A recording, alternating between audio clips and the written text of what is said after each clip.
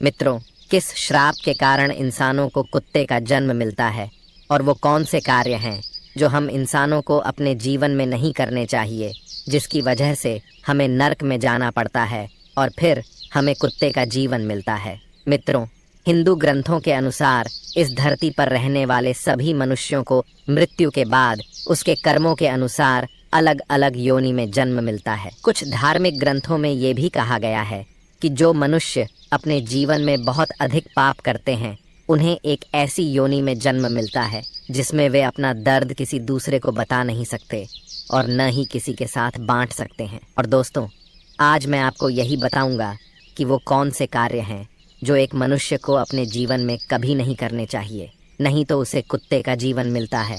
लेकिन उससे पहले वीडियो को लाइक करके चैनल को सब्सक्राइब कर लें।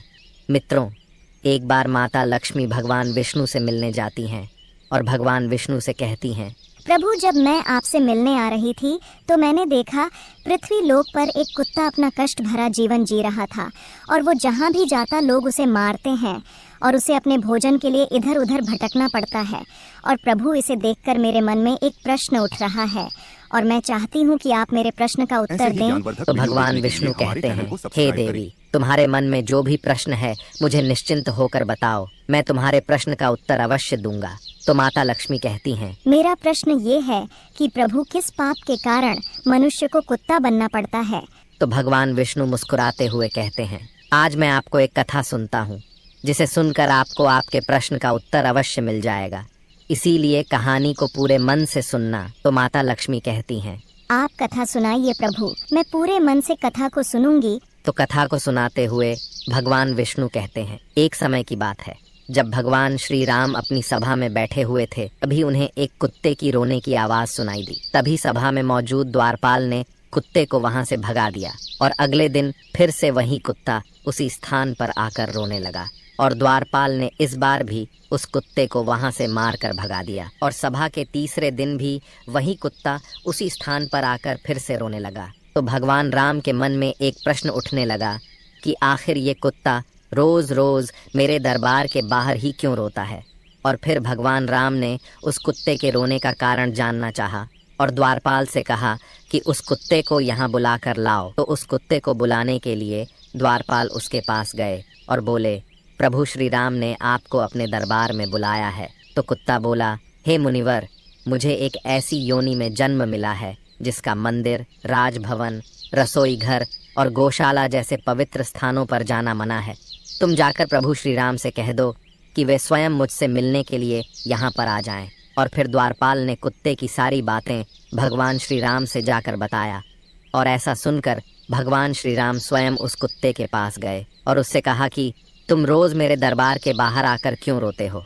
तो कुत्ते ने भगवान श्री राम से कहा, हे प्रभु, मैंने कोई अपराध नहीं किया है, फिर भी एक सन्यासी ने मुझे पत्थर से मारा है जिसके कारण मेरा पैर टूट गया है और अब मुझे बहुत पीड़ा हो रही है और इसी कारण मैं रोज आपके दरबार में आकर रोता हूँ। उस कुत्ते की पीड़ा को देखकर प्रभु श्री राम को बहुत दुख हुआ और उन्होंने उस सन्यासी को अपने दरबार में बुलाया और उससे कहा, क्या ये सत्य है कि तुमने इस कुत्ते को पत्थर मारा है जिससे इसका पैर टूट गया है, और इसने क्या अपराध किया था जिसके कारण तुमने इस बेजुबान कुत्ते का पैर तोड़ दिया। तब वो सन्यासी कहता है, प्रभु, मैं भिक्षा के लिए रास्ते से जा रहा था, तभी इस कुत्ते ने मेरी भिक्षा का अन्न छू लिया था और इसी वजह से मुझे क्रोध आ गया और मैंने पत्थर उठाकर इसको जोर से मार दिया जिसके कारण इसका पैर टूट गया। सन्यासी की यह बात सुनकर श्री राम ने कहा, क्या आपको पता है कि यह एक ज्ञान विभिन्न पशु है, ये अपना पेट भरने के लिए ऐसा करते हैं और इनको इतनी अक्ल नहीं है कि ऐसा नहीं करना चाहिए। और यदि इस कुत्ते ने आपके अन्न को छू लिया था तो इसमें इसका कोई अपराध नहीं है और ऐसा करना तो इसकी स्वाभाविक प्रवृत्ति है और इतनी सी बात के लिए आप इस कुत्ते को इतनी बड़ी सजा नहीं दे सकते हैं। और अपराध इसने नहीं, अपराध तो आपने किया है जो एक सन्यासी होकर इस कुत्ते का पैर तोड़ दिया, इसलिए आप ही इसके अपराधी हैं। और भगवान श्री राम उस कुत्ते से कहते हैं कि यह सन्यासी तुम्हारा अपराधी है और तुम जो चाहे वो सजा इसको दे सकते हो। तो प्रभु श्री राम की ये बात सुनकर उस कुत्ते ने कहा, हे भगवान, इस सन्यासी को किसी महल का राजा बना दिया जाए। तो श्री राम ने उस कुत्ते की बात को स्वीकार कर लिया और उस सन्यासी को सुंदर वस्त्र पहनाकर एक पालकी में बिठा दिया और उस सन्यासी को एक महल में ले गए और वहाँ का उसे राजा बना दिया। और ये सब देखकर वो सन्यासी बहुत खुश था और सोच रहा था कि सच में इस कुत्ते में अक्ल नहीं है, क्योंकि मैंने उसकी टांग तोड़ दी पर उसने मुझे सजा देने के बजाय महल का राजा बना दिया। और ये सब कुछ देखकर लोग बहुत आश्चर्यचकित थे और लोगों ने प्रभु श्री राम से पूछा कि हे प्रभु, इस कुत्ते ने इस सन्यासी को सजा देने के बजाय महल का राजा क्यों बना दिया, जबकि उस सन्यासी ने तो कुत्ते का पैर तोड़ दिया था। और गांव के लोगों की इस बात को सुनकर प्रभु श्री राम ने कहा, इस सवाल का जवाब आप लोगों को वो कुत्ता ही दे सकता है। तब सभी लोग उस कुत्ते के पास गए और उस कुत्ते से पूछा कि आपने उस सन्यासी के साथ ऐसा क्यों किया है, उसे दंड देने के बजाय तुमने उसे महल का राजा बना दिया है। तो कुत्ता मुस्कुराते हुए बोला, तुम जानना चाहते हो कि मैंने उस सन्यासी को सजा देने के बजाय उसे महल का राजा क्यों बना दिया? तो सुनो, ये अन्याय करने वाला राजा और घर पर पहुंचे याचक को भगाने वाला और दूसरे की संपत्ति को हड़पने वाला और किसी गरीब पर अत्याचार करने वाला मरकर दूसरे जन्म में कुत्ता ही बनता है। और यह एक सत्य है, इसमें कोई संकोच करने वाली बात नहीं है। और कुत्ते ने कहा, मैं भी पिछले जन्म में एक राजा था और मैंने गरीबों को खूब सताया था और उनकी मेहनत का धन खूब हड़पा था और मैं भी लोगों के साथ बहुत अन्याय करता था और अपने से छोटे लोगों पर खूब अत्याचार करता था, जिसके कारण मुझे इस जन्म में कुत्ते का जीवन मिला है।